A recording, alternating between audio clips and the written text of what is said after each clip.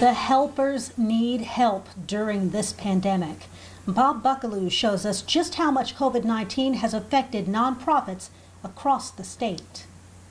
From food banks to free clinics to performing arts groups, all share a common bond. They are all nonprofit organizations, and most are struggling during the coronavirus pandemic. Nonprofits throughout Texas are facing serious financial difficulties because of fewer donations, and they don't have as many volunteers these days as the virus has most of us shut in. A recent survey of nonprofits conducted by the United Ways of Texas and One Star Foundation shows that 70% of not-for-profit organization budgets have been affected or will likely be affected by COVID-19 strain on the economy.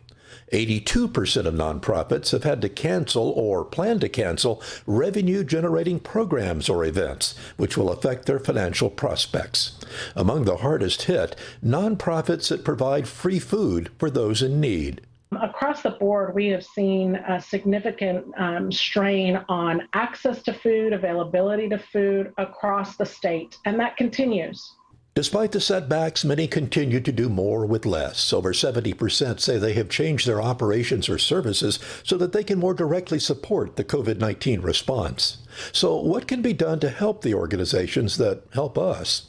Everybody can play a role, whether that is as a volunteer, as a donor, or as an advocate, raising your voices in support of the sector to make sure that everyone is aware of the role of the nonprofits and that they play and the need for support going forward.